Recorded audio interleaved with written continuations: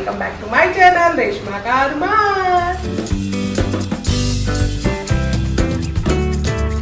ఎలా ఉన్నారు అందరూ? మేమైతే చాలా చాలా బాగున్నాము. అయితే ఈరోజు నేను రెసిపీ చేయబోతున్నాను. ఏ రెసిపీ అంటే ఈరోజు నేను హైదరాబాదీ పాయా మీ అందరికీ చూపిస్తున్నాను. ఈరోజు అయితే ఇది చాలా ఈజీ వేలో మీ అందరికీ చూపిస్తానండి. అయితే పాయా కోసం ఏమేమి ఇంగ్రీడియంట్స్ కావాలో చూపిస్తాను. ఒక డజన్ పాయా తీసుకున్నానండి, మంచిగా వాష్ చేసి పెట్టుకున్నాను. 2 పెద్ద ఆనియన్ తీసుకొని కట్ చేసి పెట్టుకున్నాను. ఇది పోట్లీగా మసాలా అంటే బయట ఒక కవర్ లో దొరుకుతుంది, అది మొత్తం తీసుకున్నాను. ఒక బంచ్ పుదీనా, ఒక బంచ్ కొత్తిమీర, 5 పచ్చిమిర్చి తీసుకొని మధ్య నుంచి కట్ చేసి పెట్టుకున్నాను. ఒక నిమ్మకాయ, అల్లం ఎల్లుల్లిపాయ పేస్ట్ 2 టేబుల్ స్పూన్, నూనె 100 గ్రామ్స్, కారం 3 టేబుల్ స్పూన్, 1 టేబుల్ స్పూన్ ధనియా పొడి, 1 teaspoon garam masala, 1 teaspoon జీరా పౌడర్, 1/2 టీ స్పూన్ పసుపు, ఉప్పు తగినంత, జొన్న పిండి 3 టేబుల్ స్పూన్. అయితే పాయా కర్రీకి ఏమేమి ఇంగ్రీడియంట్స్ కావాలో చూసుకున్నారు కదా. ఇప్పుడు ఎలా చేయాలి, ఏం చేయాలో చూపిస్తాను రండి. ఫస్ట్ నేను ఒక కుక్కర్ తీసుకున్నాను. కుక్కర్లో పాయా వేసుకుందాం. సో నేను ఒక కుక్కర్ తీసుకున్నాను. కుక్కర్లో అన్ని పాయలు వేసుకున్నాను. వేసుకొని ఇది 3 గ్లాస్ వాటర్ వేసుకుంటున్నానండి. దీంట్లో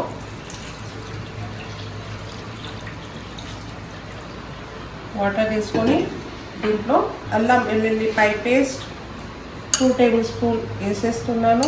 ఇది పక్కన పెట్టాను. దీంట్లో ఇది మనం ఆనియన్ పెట్టుకున్నాం కదా, ఆనియన్ కూడా సగం వేసేస్తున్నాను. దీంట్లోనే సగం కారం వేసుకోవాలి.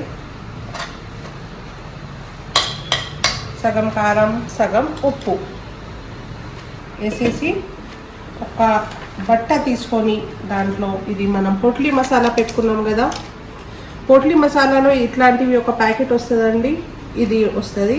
అయితే ఇది నేను తర్వాత ఇస్తాను. ఇది పోట్లీ మసాలా బట్టలో కట్టుకుంటా.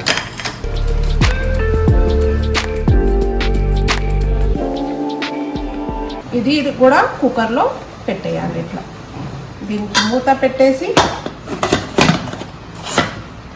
స్టవ్ మీద పెట్టేయాలి. పదండి స్టవ్ దగ్గర వెళ్దాం. అయితే నేను కుక్కర్ తీసుకొచ్చి స్టవ్ మీద పెట్టేశాను. ఇప్పుడు దీనికి మినిమం 1/2 అవర్ పడుతుందండి. ఉడకడానికి మినిమం 1/2 అవర్ పడుతుందండి. 1/2 అవర్ తర్వాత మీ అందరికి తీసి ఏం చేయాలో చూపిస్తాను. సో 1/2 అవర్ అయిపోయిందండి. నేను స్టవ్ ఆఫ్ చేసేసాను.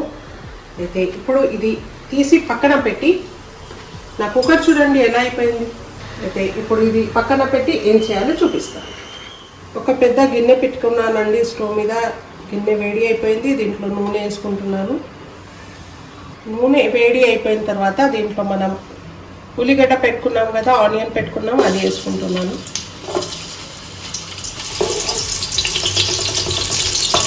చూడండి పాయ కూడా మెత్తగా ఉడికిపోయింది. ఇది వేడిగా ఉంది, నాకు చేయి పెట్టడానికి వస్తలేదు, మెత్తగా ఉడికిపోయింది. చూడండి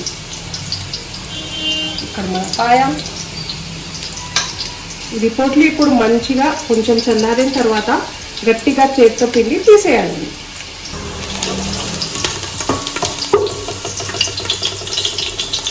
ఇప్పుడు ఇది ఆనియన్లో అల్లం వెల్లుల్లిపాయ పేస్ట్ పెట్టుకున్నాం కదా, అది వేసేస్తున్నాను. స్లో మీద పెట్టి కొంచెం ఫ్రై చేసుకుందాం.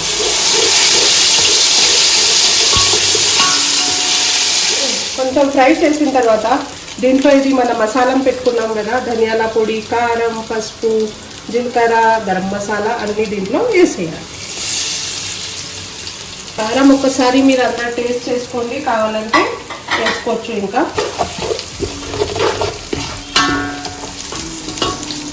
వేసిన తర్వాత ఇప్పుడు మనం దీంట్లో పాయా వేసుకోవాలి.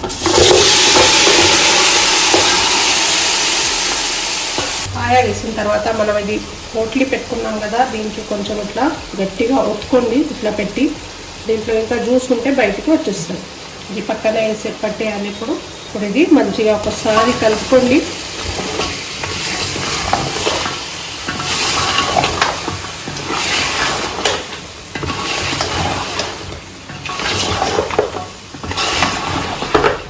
చూడండి నేను ఒకసారి మంచిగా కలుపుకున్నాను అన్నీ. ఇప్పుడు దీంట్లో వాటర్ వేసుకోవాలి. మీకు ఎంత కావాలి అంత చూసుకొని వాటర్ వేసుకోండి. నేనైతే 2 లీటర్ వాటర్ వేసుకుంటున్నాను. మీకు ఎంత గ్రేవీ కావాలి అంత చూసుకొని వాటర్ వేసుకోండి. ఇప్పుడు ఇది మంచిగా ఉడకాలండి.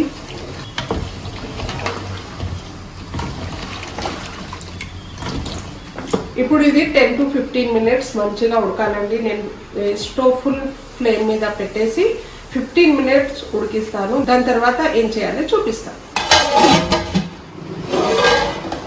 సో చూడండి 15 minutes నుంచి మంచిగా ఉడుకుతుంది. ఇప్పుడు దీంట్లో మనం ఇది పిండి పెట్టుకున్నాం కదా, జొన్న పిండి. దీంట్లో ఇది కొంచెం నీళ్ళు తీసుకొని, హాఫ్ గ్లాస్ నీళ్ళు తీసుకొని దీంట్లో వేసుకోండి. వేసుకొని మంచిగా కలుపుకోండి. లుండలు లేకుండా మంచిగా మిక్స్ చేసుకోవాలి. మంచిగా మిక్స్ చేసుకొని దీనికి కొంచెం కొంచెం వేసుకుంటూ ఇట్లా కలుపుకోవాలి. ఇది థిక్నెస్ కోసం వేస్తానండి. కావాలంటే కార్న్ ఫ్లోర్ లేకపోతే అది గోధుమ పిండి కూడా పెట్టవచ్చు.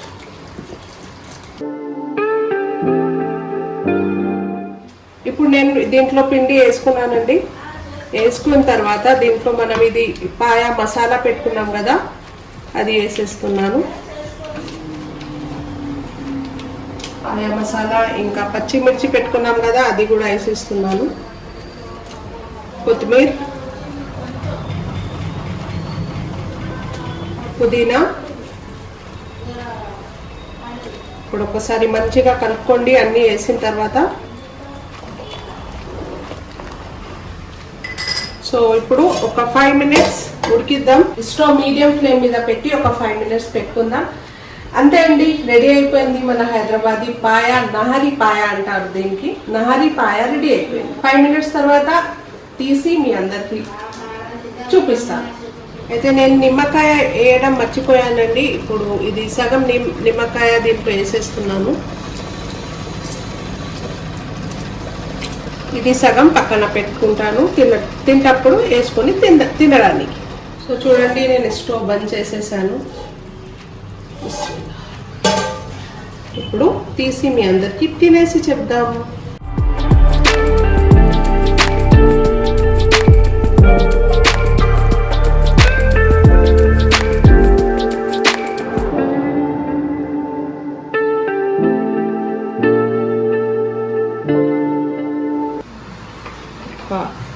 కటోరా తీసుకొని దాంట్లో వేసుకొని, ఇది మీ అందరికీ చూపించడానికండి. నేను తర్వాత ప్లేట్లో వేసుకొని దాంట్లో జొన్న రొట్టె పెట్టుకున్నాను. ఇక్కడ జొన్న రొట్టెతో తింటున్నాను. అయితే ప్లేట్లో అన్నీ వేసుకొని దాంట్లో ముక్కలు ముక్కలు రొట్టె చేసి ముక్కలు ముక్కలుగా వేసుకొని డిప్ చేసుకొని తింటాను. అయితే టేస్ట్ చేసి మీ అందరికీ చూపిస్తాను. దీనికి నాన్కి రోటీతో, లేకపోతే మనం ఇంట్లో చపాతీ చేసుకుంటాం కదా, దాంతో, అన్నంతో, దేనితోనైనా తినొచ్చండి. చాలా టేస్టీగా ఉంటుంది. ఒకసారి తప్పకుండా ఇంట్లో ట్రై చేయండి. ట్రై చేసినాక చెప్పండి. మీ అందరికీ ఒక ముద్ద.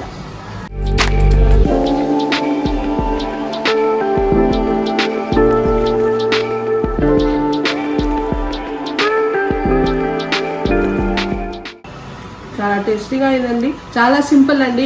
ఇంట్లో తప్పకుండా ఒక్కసారి ట్రై చేయండి. ఈ విధంగా మీ అందరికీ చాలా నచ్చుతుంది.